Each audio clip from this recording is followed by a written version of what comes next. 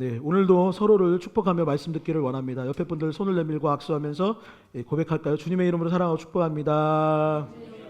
네, 주님의 이름으로 사랑하고 축복합니다. 다시 앞뒤 사람에게 주님의 이름으로 사랑하고 축복합니다. 네, 주님의 이름으로 사랑하고 축복합니다. 지난주에 저희 교회 처음 오신 분이 있었는데 지난주에 부활절이라서 소개를 못 드렸습니다. 저 창가에 보면은 회색 후드티 입으신 형제. 근데 지난주부터 이제 저희 교회 출석하고 계시는데 잘 오셨고, 또 옆에 보면은 여기 오늘 반주 대신해 주시러 자매님이 한 분 오셨는데, 네, 저희 어렸을 때 같이 교회학교 다니던 친구. 친구 아니고 동생입니다. 동생인데 친구랑 기분 되게 나빠하는 것 같아요. 몇 달 차이 안 나는 동생입니다. 잘 오셨다고 한번 환영의 박수 해볼까요? 네, 잘 오셨습니다. 네, 잘 오셨습니다. 하나님 아버지와 주 예수 그리스도로부터 리얼 러브 교회 성도님의 삶과 가정과 일터 위에 축복과 사랑과 은혜가 차고 넘치기를 주님의 이름으로 간절히 축원드립니다. 그리고 예배드리는 가운데 좀 힘을 낼 수 있었으면 좋겠어요. 이렇게 하나님께서 오늘은 어떤 말씀을 하실까, 또 우리가 찬양하고 기도하는 가운데 주님께서 어떤 은혜를 부으실지 기대하고 또 찬양하고 기도한다면 하나님께서 반드시 우리에게 은혜를 베풀어 주시고 이 한 주도 넉넉히 승리하는 삶을 허락하여 주실 줄 믿습니다. 믿습니다. 우리는 지난주에 부활절을 보냈고 그 전주까지 마태복음 5장에 있는 산상순 설교 중 팔복에 관한 내용을 함께 나눴습니다. 예수님께서 제자들을 향해 이렇게 이야기하셨죠. 심령이 가난한 자는 복이 있다. 천국이 그들의 것이다. 애통해하는 자는 복이 있다. 그들이 위로를 받을 것이고, 온유한 자는 복이 있나니 그들이 땅을 기업으로 받을 것이며, 의에 줄이고 목마른 자는 복이 있나니 그들이 배부를 것이고, 긍휼히 여기는 자는 복이 있나니 긍휼히 여김을 받고, 마음이 청결한 자는 복이 있나니 그들이 하나님을 볼 것이며, 화평케 하는 자는 복이 있나니 그들이 하나님의 아들 딸이라 일컬음을 받을 것이고, 의를 위하여 박해하는 자는 복이 있나니 천국이 그들의 것입니다 라고 하셨던 것입니다. 그리고 예수님께서는 팔복의 주인공으로 사셨습니다. 예수님께서 하신 말씀이 말로 어떤 공기 중에 메아리로만 끝나는 것이 아니라 예수님께서 이 팔복이라는 것이 무엇인지 자신의 삶으로 증명해 내셨던 것이죠. 그 대표적인 장면이 십자가 죽음과 부활이라 할 수 있습니다. 팔복의 내용은 사실 우리가 그동안 알고 있었던 복들과는 정반대의 이야기들입니다. 우리는 일반적으로 생각할 때 복은 어떤 것이라고 생각을 합니까? 내 내면의 변화가 복이라고 생각하지 않을 때가 너무 많이 있어요. 우리가 생각하는 보통 복은 무엇이냐면 외부의 어떤 것이 내게 임하는 것, 나에게 주어지는 것이 복이라 생각을 합니다. 세상적인 명예가 나에게 주어진다거나 돈이 나에게 채워진다던가, 아니면 외부의 어떤 집이나 건물이나 명예나 어떤 권력이나 어떤 밖에 있는 것들이 내 주변에 모이기 시작하면 그것이 복이라고 생각하는데, 예수님께서는 그렇지 않다라고 하셨어요. 또 우리는 어떤 것이 복이라고 생각을 합니까? 세상적인 즐거움, 세상적인 만족, 세상의 쾌락이 넘쳐나게 되면은 그것이 마치 복이라 생각하지만 주님은 그렇게 얘기하지 않았던 것이죠. 누군가를 위해 눈물 흘릴 줄 아는 것, 그것이 복이다. 저 사람을 위해 양보하는 것, 경쟁에서 조금 진다 할지라도, 밝고 이러는 게 독이 되는 것처럼 보인다 할지라도 그것이 아니라 그들을 긍휼히 여기고 마음의 청결함을 추구하고 옳은 일을 위하여 최선을 다하는 것, 그것이 복이다 라고 하셨던 것이죠.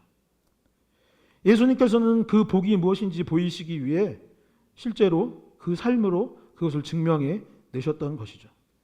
예수님께서 못 박혀 죽으시고 우리를 위해 부활하심으로 말미암아 생명을 살리게 하여 주셨고, 진정한 우리의 축복이, 진정한 우리의 영생이 무엇인지, 진정한 복이 무엇이요, 참된 평화와 기쁨, 우리 안에 정말로 기쁨이 넘쳐나고 감사가 넘쳐가 나는 것이 무엇인지 보여주셨던 것이죠.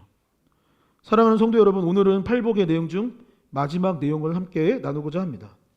지난 시간 함께 나눴던 내용들과 오늘 말씀, 그리고 팔복의 주인공이신 예수님을 깊이 생각하시며 우리 모두 하나님께 넘치도록 복을 받을 수 있는 저와 여러분 될 수 있기를 다시 한번 주님의 이름으로 간절히 축원드립니다. 오늘 말씀은 지난 시간에 이어서 계속해서 팔복에 관한 이야기를 담고 있는데 그 8가지 복 중 7번째와 8번째 복을 담고 있습니다. 그렇다면 하나님께서 우리에게 주시는 진정한 복, 세상과 비교할 수 없는 하나님의 놀라우신 축복, 신령한 복은 무엇일까요? 팔복의 7번째 복에 관해서 예수님께서는 화평하게 하는 자는 복이 있다라고 했습니다. 우리는 보통 어떻게 생각하나요?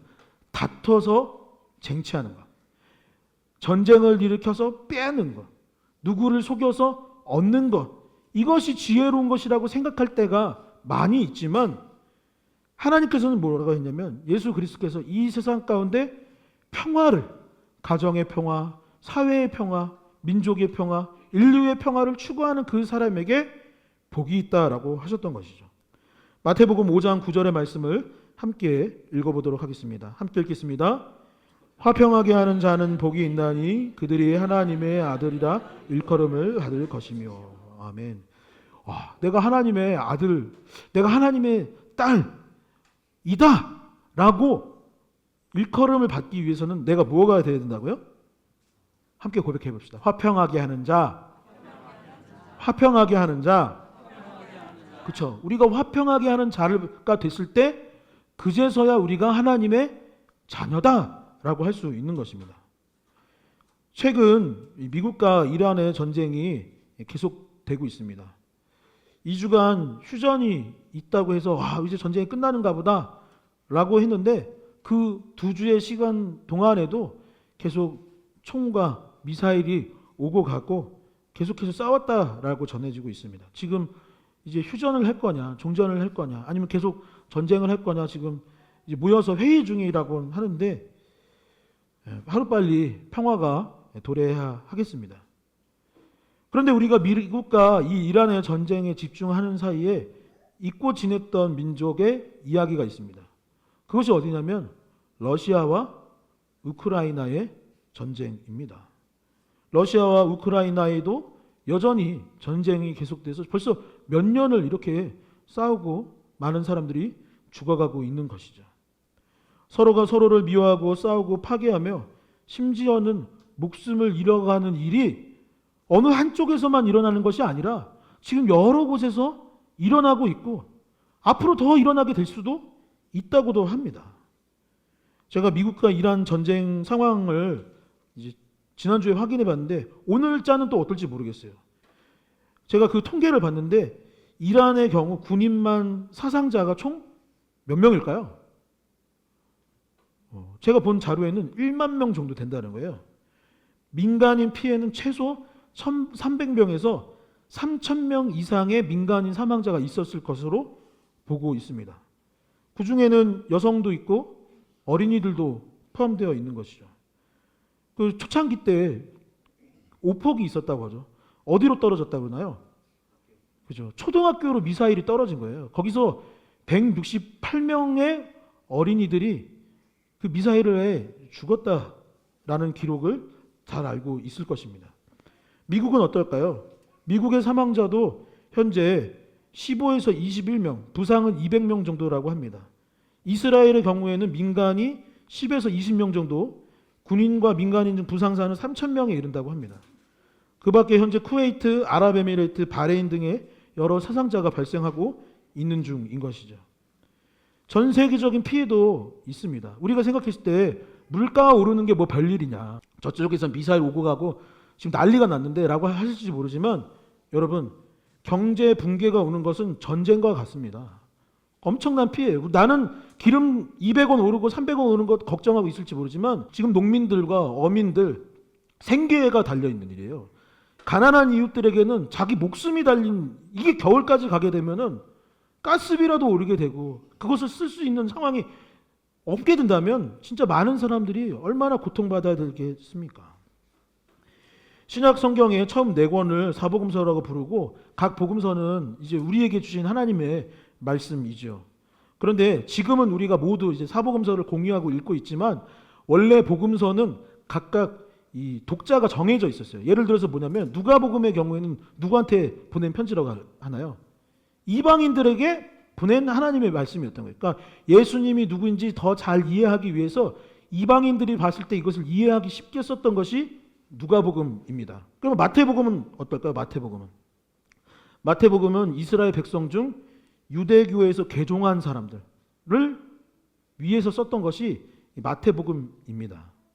당시 유대인들은 자신의 형제 자매 가족 중에 누군가 예수 그리스도를 믿고 그리스도인이 되면은 그들에게 돌을 던진 거예요.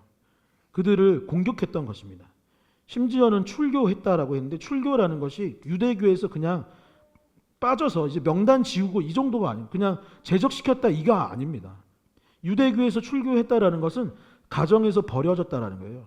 그 사회에서 버려졌다는 거예요. 내가 그동안 어떤 일을 하고 있었는데 이 유대 사회에서 내가 버려져서 먹을 것도 구하지 못하고 집도 없이 살아야 했던 것이 출교였던 것이에요. 그런 공격받으면서 고난 가운데 살아갔던 사람들이 받았던 말씀이 바로 마태복음인 거예요. 그런데 여러분, 그리스도인들이 내가 공격을 받은 것입니다. 내가 출교를 당한 거예요. 누가 나를 돌을 던진 겁니다. 그리고 내가 먹고 사는 방도들을 다 없애버린 거예요. 그러면 우리는 보통 어떻게 해야 되나요? 나를 공격했어? 나를 공격했어? 눈에는 눈, 이에는 이다. 내가 가만두지 않겠어. 라고 하면서 마찬가지로 공격하겠죠. 네가 나를 따돌렸으니 나도 너를 따돌리겠다. 라고 할 수 있는 것입니다. 그런데 마태복음의 내용은 지금 무엇이냐? 지금 유대교에서 출교한 사람들한테 보낸 말씀인데 지금 뭐라고 하는 거예요? 팔복의 내용을 가르쳐주고 계신 거예요.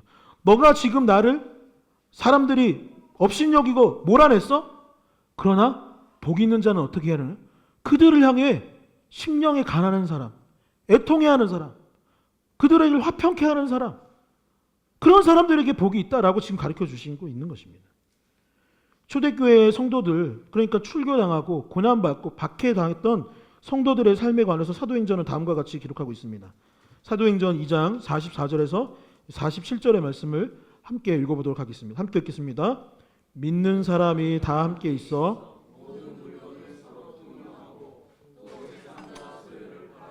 각 사람의 필요를 따라 나눠주며 날마다 마음을 같이하여 성전에 모이게 힘쓰고 집에서 떡을 떼며 기쁨과 순전한 마음으로 음식을 먹고 하나님을 찬미하며 또 온 백성의 칭송을 받으니 주께서 구원받는 사람을 날마다 더하게 하시니라. 아멘. 그리스도인 초대교회 성도들은 남들이 다투고 싸울 때 서로가 서로를 욕하고 있는 그 시간 가운데, 남들은 다 공격하고 미워하는 그 시대 가운데 그들의 길과 다른 길을 갔던 것입니다. 전쟁과 다툼이 아닌 평화의 길을 선택했던 것이죠. 예수님께서 십자가를 지셨던 것처럼 초대교회의 교인들도 자기 십자가를 지고 예수 그리스도를 본받아 살기로 결단했던 것입니다. 산상수훈의 가르침처럼 교회는 그 말씀을 본받아 내 것을 나만 가져야 한다라고 생각하지 아니하고 서로 나누기 시작했습니다. 당시에 어렵고 힘들게 사는 사람들이 있었어요. 나그네, 고아, 그리고 과부. 그런 사람들에게 자신의 것을 내어줄 줄 알았던 사람들이 바로 초대교회의 성도들이었습니다. 몸이 불편한 장애인이 있으면, 질병에 걸린 누군가가 있으면 그들을 함께 치료하기 위해 기도하였던 공동체가 초대교회의 성도들 이었습니다. 세상의 작은 이들을 모른 채 하지 아니하는 공동체가 초대교회였던 것이죠. 전쟁터, 싸움터, 서로 싸우고 때리는 링에 오르는 것이 아니라 성전에 모이기에 힘썼고 원수로 살던 이들이 이제 예수 그리스도의 피로 맺어진 형제 자매가 되어서 서로 음식을 나눠 먹고 하나님을 찬미하며 예배하는 공동체로 살아갔다라고 했습니다. 그렇게 화평케 하는 자, 피스메이커가 되니 세상 사람들의 마음도 하나 둘 변화되기 시작했던 것이에요. 그리고 구원받은 사람이 날마다 더하여졌다라고 성경은 말하고 있는 것입니다. 작년에 우리가 에베소서를 함께 나눴는데 에베소서의 말씀이 무엇이었습니까? 우리의 교회의 머리는 누구죠? 교회 머리 누구라 했죠? 에베소서 기억나세요? 이덕우 목사님 머리 제일 크니까 머리인가요? 아니, 교회의 머리는 예수 그리스도이시고 우리는 각 지체다라고 했어요. 그러니까 제 말씀 따르는, 제 명령을 따르는 것이 아니라 누구 명령 따라야 되는 거예요? 예수님 말씀 따르고 예수님 명령을 따르는 것이 교회입니다. 그래서 예수님께서 뭐라고 하셨나요? 방금 이 팔복의 가르침을 전해주셨던 것입니다. 그리고 나서 에베소서 2장 14절에 이르길 뭐라고 되냐면 그는 우리의 화평이신지라. 예수님은 우리의 화평이신지라. 둘로 하나를 만드사 원수된 것 곧 중간에 막힌 담을 자기 육체로 허신 분이 바로 예수님이라고 했던 것이죠. 사랑하는 성도 여러분, 화평케 하는 것이 당장에는 손해처럼 여겨지겠죠. 내가 가진 것을 내어주고 함께 먹은 것을 먹고, 요즘 다 개인주의화 되는데 누군가 말 걸고 함께하고 손을 내밀고 봉사하는 것이 힘든 일일 수 있습니다. 그러나 주님의 뜻은 무엇이냐? 피스메이커, 화평케 하는 자는 복이 있나니 그제서야 우리가 하나님의 자녀라 일컬음을 받게 된다고 했습니다. 진정한 하나님의 자녀가 될 수 있기를 축원드립니다. 피스메이커가 되어서 이 화평케 되는 복을 누릴 수 있는 저와 여러분, 우리 리얼러브 교회 공동체 되시기를 주님의 이름으로 간절히 축원드립니다. 두 번째 팔복, 여덟 번째 복은 하나님의 말씀은 무엇이냐면 의를 위하여 박해받는 자는 복이 있다라는 것입니다. 함께 고백해 보겠습니다. 의를 위하여 박해받는 자는 복이 있나니. 자, 의를 위하여 박해받는 자는 복이 있나니. 함께 박해받는 자는 복이 있나니. 아멘. 마태복음 5장 10절에서 11절의 말씀 한번 같이 읽어보도록 하겠습니다. 함께 읽겠습니다. 의를 위하여 박해받는 자는 복이 있나니 천국의 그들의 것입니다. 나로 말미암아 너희를 거슬러 모든 악한 너희에게 복이 있나니. 아멘. 이 팔복에 지금 여덟 번째 복이에요. 그런데 세 번째 복이 여덟 번째 복이랑 굉장히 비슷합니다. 세 번째 복은 뭐였냐면 의에 줄이고 목마른 자는 복이 있나니 그들이 배부를 것이며라고 했습니다. 이라는 말은 그때 나눴던 것처럼 디카이 오스넨이라는 뜻으로 정의, 공의라는 뜻이에요. 영어 성경에는 righteousness, 옳은 일, 정의 이런 뜻입니다. 세 번째 복에서 이미 의로움에 관해서 이야기를 했는데 왜 여덟 번째에서 또 다시 의를 등장시킨 것일까요? 성경은 우리가 스스로 의로워질 수 있다라고 할까요? 없다 할까요? 스스로 없다라고 해요. 사도 바울은 갈라디아서와 로마서에서 뭐라고 하였냐면 사람은 의로운 존재가 아니기 때문에 의로우신 예수 그리스도를 믿어 믿음으로 말미암아 의롭게 된다라고 했어요. 그러니까 내가 의로운 것이 아니라 예수님이 의로우신데 이 예수님을 믿으면 누가 의로워진다고요? 내가 의로워질 수 있다라는 거예요. 그러니까 내가 정말 죄가 없고 정결한 인생을 살아서가 아니라 주님의 그 은혜로 말미암아 주님의 그 사랑 십자가로 말미암아 의리를 의롭다 칭하게 된다라는 것이에요. 그리고 그렇게 예수님을 믿으면 우리의 목표가 달라지는 것이죠. 그동안 인생의 목표가 무엇입니까? 잘 먹고 잘 살고, 물론 그거 좋은 복이죠. 그런 목표를 가져야 됩니다. 성공하고 저는 좋은 거라고 봐요. 나쁜 것은 아닙니다.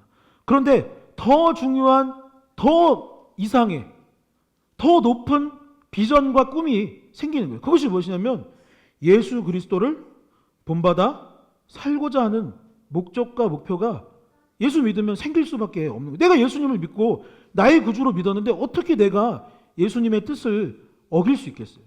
내가 예수님을 닮고 싶고 그분처럼 살고자 하는 마음이 당연히 생길 수밖에 없는 것이죠.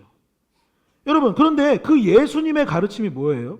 지금 오늘 본문에 우리가 지금 나누고 있는 팔복이 주님의 가르침입니다. 심령의 가난함을 갖고 살아라. 옆에 있는 형제 자매들을 보고 애통하는 마음을 가져라. 이 세상을 봤을 때 간절한 그 애통함을 갖고 살아라. 그것이 하나님의 뜻입니다. 싸우고 다투는 이 세상 가운데 온유함을 품고 누군가를 봤을 때 긍휼히 여길 수, 세상의 작은 이들을 보며 긍휼히 여기는 자가 복이 있다. 마음의 청결함을 갖고 화평케 되는 삶을 살아라. 이것이 주님의 가르침입니다. 그리고 무엇이 의예요? 지금 앞에서 말했던 이 복들이 결국 의롭게 사는 방법인 거예요. 그래서 이 의를 위하여 박해받는 자, 의를 위해서 살아가는 것, 그러니까 1에서 7가지 복을 살아가는 것이 곧 의를 위하여 사는 것이고, 이 내용들, 이 8복의 7가지를 구현하면 결론은 무엇이냐? 그래서 내가 잘 먹고 잘 살았습니다. 이건가요? 안타깝게도 그것이 아닌 거예요.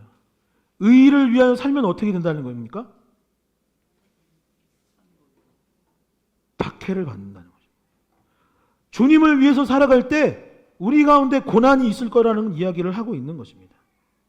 우리가 주님의 일들을 할 때 어렵고 힘든 것들이 있을 것이라는 거예요. 내가 밖에 나가서 전도를 하고 내 지인에게 예수 믿고 같이 천국 가자, 나와 함께 교회 출석하자라고 하면 사람들이 뭐라고 그러죠? 에이, 예수쟁이, 저 이상한 놈 라고 할 것이라는 거예요. 손가락질하고 남과 다른 삶을 살기 위해 노력하는 우리를 보고 오해하기도 하고, 초대교회 성도들과 같이 고난과 핍박 가운데 힘들게 살아갈 수 있음을 본문은 말하고 있는 것이죠. 그러나 그럼에도 불구하고 의를 위해서 박해받는 자는 무엇이 있다고요? 복이 있다는 거예요. 박해를 받는 것이 복이 있다는 거예요. 박해를 받지만 결국 무엇을 얻게 되느냐? 천국이 우리의 것이 될 것이다라고 본문은 말하고 있는 것입니다. 지난 주일은 다시 말씀드리지만 부활주일이었습니다. 그리고 부활주일이 있기 전 일주일을 우리는 고난주간으로 보냈습니다. 예수님께서 고난받으신 이유가 무엇입니까? 고난받으신 이유가 뭐예요? 의를 위하여 사셨기 때문입니다. 죄악으로 가득한 이 세상을 변화시키기 위해서 고난을 받았던 것입니다. 죄에 물든 우리의 죄를 용서하시기 위해 화목제물이 되셨기 때문에 고난이 받았던 것입니다. 그리고 우리가 하나님의 자녀가 되게 하시기 위해 고난을 당하셨던 것이죠. 하나님의 일꾼으로 살아간 사도 바울은 자신의 지난 삶에 대해서 돌이켜보며 고린도후서에 다음과 같이 이야기하고 있습니다. 고린도후서 11장 23절에서 27절의 말씀도 한번 같이 읽어보도록 하겠습니다. 함께 읽겠습니다. 그들이 그리스도의 일꾼이냐 정신없는 말을 하거늘 너는 더욱 그리하도다. 내가 수고를 넘치도록 하고 옥에 갇히기도 더 많이 하고 매도 수없이 맞고 여러 번 죽을 뻔하였으니 유대인들에게 40에서 하나 감은 매를 5번 맞았으며 3번 태장으로 맞고 1번 돌로 맞고 3번 파선하고 일주야를 깊은 바다에 지냈으며 여러 번 여행하면서 강의 위험과 강도의 위험과 동족의 위험과 이방인의 위험과 시내의 위험과 광야의 위험과 바다의 위험과 거짓 형제 중에 위험을 당하고 또 수고하며 애쓰고 여러 번 자지 못하며 죽으며 목마르고 여러 번 굶고 춥고 헐벗었노라. 아멘. 우리가 주님을 믿고 주님을 뜻을 따르기 위해 살 때에, 그리고 활복의 내용을 지키고 하늘의 신령한 복의 주인공이 되고자 할 때 박해와 어려움이 있다는 이 사실을 기억하시기 바랍니다. 그러나 꼭 기억하십시오. 그렇게 할 때 진정한 천국이 저와 여러분들에게 열리게 됨을 기억할 수 있는 우리가 될 수 있기를 간절히 축복드립니다. 마지막, 그래서 결론은 무엇이냐? 기뻐하고 즐거워하라 인 것입니다. 박해를 받고 거기서 끝나는 것이 아니라, 의를 위하여 힘쓰는 것이 거기서 끝나는 것이 아니라, 박해받는 거 고난받는으로 끝나는 것이 아니라 천국이 열리게 될 것이니 어떻게 하라고요? 기뻐하고 즐거워하라. 다시 한번, 기뻐하고 즐거워하라. 뭐라고요? 다시 한번, 뭐라고요? 기뻐하고 즐거워할 수 있기를 바랍니다. 12절의 말씀을 같이 읽어보도록 하겠습니다. 함께 읽겠습니다. 기뻐하고 즐거워하라. 하늘에서 너희의 상이 큼이라. 너희 전에 있던 선지자들도 이같이 박해하였느니라. 아멘. 제 아들 주한이가 유치원 다닐 때 종종 상장이나 트로피를 받아오곤 했습니다. 지금 이제 초등학교 입학했는데, 초등학교 입학한 지 한 달밖에 안 됐어요. 그래서 아직 뭐 상장이나 뭐 트로피 이런 거 못 받아오는데, 유치원 다닐 때는 꽤 받아왔습니다. 주한이만 주는 건지 모르겠는데 하여튼 받아오긴 했어요. 받아오긴 했습니다. 그래서 막 자랑을 했습니다. 어느 날 그 훌라후프를 사달라는 거예요. 그래서 왜 훌라후프 하는데 그랬더니 자기 훌라후프 잘 돌리고 싶대요. 태권도에서도 돌리고 그 유치원에서도 돌리는데 자기 잘 못 돌린대요. 그래서 알았어, 하나 사줄게 하고 사줬습니다. 그리고 나서 집에서 계속 돌리는 거예요. 처음에 몇 개 돌렸을까요? 한 개 돌리는 거예요. 한 개. 그 다음에 몇 개 돌려? 두 개 돌리는 거예요. 근데 얘가 포기하지 않고 계속 돌리는 거예요. 제가 공개하면 안 되는 영상이 있는데 그 목욕 준비하려고 애 옷을 이렇게 벗잖아요. 벗었는데 빨개 벗은 상태에서 훌라후프를 계속 돌리는, 다 벗고도 돌리는 거예요. 그래서 제가 영상으로 찍었는데 저만 볼 거예요. 아니 그만큼 막 열심히 하는 겁니다. 그런데 어느 날 유치원 갔다 왔는데 아빠 하고서는 가방에서 뭘 꺼냈을까요? 트로피를 꺼내요. 트로피. 훌라후프 많이 돌리기 트로피 받아온 겁니다. 그래서 야 잘했다 잘했다 했어요. 어느 날인가는 태권도장에서 격파 대회가 있대요. 근데 이 격파 대회가 작은 대회가 아니더라고요. 저기 무슨 아시아드 경기장 빌려가지고 인천에 있는 태권도 도장 다 모여라 한 거예요. 근데 아이가 나가기 싫다는 거예요. 왜냐면 송판 깨는 것도 손도 아프고 또 이제 플라스틱이에요. 요즘에는 기왓장, 옛날엔 돌이었잖아요.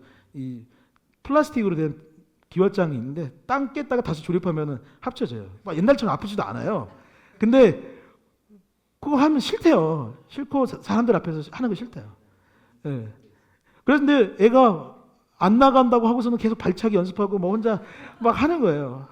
그래서 열심히 그 어려움을 마치 극진갈에 대해 최배달 선생님처럼 막 도장 깨게 하려고 막 연습을 하더라고요. 그리고 나서 같이 이 격파 대회에 나갔습니다.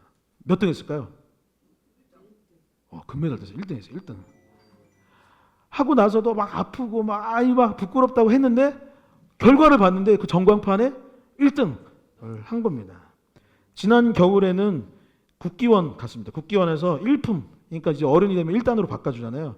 1품 심사가 있는 것입니다. 부평에서 심사가 있었는데 주일날 심사가 있는 거예요. 그래서 이 아이가 유치원생이었는데 몇 시에 일어났을까요? 1품 따야 된다고 5시 반인가? 일어난 거예요. 그래서 그 눈 비비고 국기원 갔다가 또 교회도 와야 되지 않습니까? 1번으로 하고 온다고 5시 반에 일어나서 부평에 갔다 왔던 기억이 납니다. 그래서 결국 1품 땄을까요? 안 땄을까요? 땄어요. 저희 집에 제 아내가 태권도 2단입니다. 제 아들이 1품입니다. 저만 파란 띠입니다. 저만 파란 띠예요. 집에 가면 검은 띠 사진이 있는데 군대 가기 전에 관장님이 그냥 기념으로 한번 차보라고 해서 사진 찍었던 것뿐입니다. 여러분 운동도 공부도 일도 뭐든지 간에 그냥 이루어지는 것이 없죠. 하나님 일도 마찬가지입니다. 여러분 그냥 아무것도 안 했는데 뭐가 이루어질 거라고 생각하면 그거는 이 세상의 논리에 맞지도 않은 거예요. 유치원생도 자기가 뭔가를 따고 뭔가를 얻어내기 위해서는 노력과 헌신과 때로는 아픔을 겪어야 되는 것이죠. 예수님을 본받고 팔복의 주인공이 되고 의를 위해서 사는 것 역시 마찬가지입니다. 힘들고 어려운 부분이 있어요. 그러나 결국 무엇이 쌓여요? 하늘의 복이 우리에게 쌓여가는 것이에요. 그렇게 트로피가 하나둘 쌓여가는 것입니다. 방금 읽은 본문에 보면은 하늘에서 너희의 상이 작다 크다 큼이다 라고 했어요. 그리고 예수님께서는 뭐라고 했냐면 천국은 저 멀리 있는 것이 아니라 어디에 있다? 우리 안에 있다라고 해요. 그러니까 저 멀리 있는 천국에도 우리의 상이 조금씩 조금씩 쌓여가고 우리의 마음 가운데 있는 천국의 트로피도 메달도 하나씩 하나씩 쌓여가고 있는 것입니다. 다투고 전쟁하는 것을 멈췄다고 생각해 보십시오. 죄의 사슬이 하나 둘 끊어져 나갔다라고 생각을 해보십시오. 우리 많은 사람들이 중독되어져 있던 것들을 하나하나씩 내려놓고 팔복의 주인공이 되어간다 생각해 보십시오. 당연히 가정이 변화되겠죠. 다투고 힘들던 가정이 회복되겠죠. 사회가 변화되어지고 교회는 영적으로 부흥될 수밖에 없는 것입니다. 교회에서 점점 내려놓고 주님의 뜻을 따르면 그 교회가 크던 작던지 간에 아름다운 공동체로 성장할 수밖에 없는 것이죠. 상상만 해도 너무나 기쁘고 즐거운 일 아니겠습니까? 그런데 더 놀라운 것은 그 상 때문에 기뻐하고 즐거워하라는 것이 아닙니다. 즐거워하고 기뻐하는 것이 먼저예요. 이게 무슨 말인지 아세요? 여러분 글을 봐보세요. 내가 이 상이 크기 때문에 기뻐하고 즐거워하는 것이 아니라 기뻐하고 즐거워하는 것이 먼저입니다. 그리고 권유나 권고사항이 아니에요. 헬라어 원문에는 뭐라고 되냐면 현재 명령어로 되어 있는데 언제 기뻐해야 되는 거예요? 현재 명령어면? 미래예요? 지금 기뻐하는 거예요. 지금 기뻐하고 즐거워하고 감사하라는 거예요. 지금 당장 내 목에 메달이 안 걸려 있을지 모르지만 지금 이미 기쁘고 즐거워하라는 거예요. 강력하게 명령하고 있는 본문인 것입니다. 다시 말해 기뻐하고 즐거워하는 것은 주님의 뜻을 따르는 일입니다. 그렇게 할 때 상이 더 클 것이라는 의미예요. 사랑하는 성도 여러분, 이 한 주 어떻게 살기를 원하십니까? 어떻게 살기를 원하세요? 결단하시기 바랍니다. 기뻐하고 즐거워하기로 결단할 수 있었으면 좋겠어요. 저 피어있는 벚꽃을 보며 아유, 오늘 올해도 봄이 왔네. 아이고 슬퍼. 아이고 슬퍼라. 하지 마세요. 여러분, 저 봄에 저 햇살을 보면서 기쁘고 즐거워하다. 아이고 우리 목사님 또 저 목소리 쉬어가지고 아이고 그게 목소리 쉬어서 은혜가 된다. 기도 많이 하셨나 보다. 라고 하면서 어떻게 된다고? 기뻐하고 즐거워해요. 마을 청소하면서 기뻐하고 즐거워해요. 기도하는 그 시간, 그때가 가장 기쁘고 즐거워요. 그것을 먼저 결단하고 살아간다면 진정한 팔복의 주인공, 하나님의 축복이 우리 가운데 넘쳐나게 될 줄 믿습니다. 믿습니다. 믿습니다.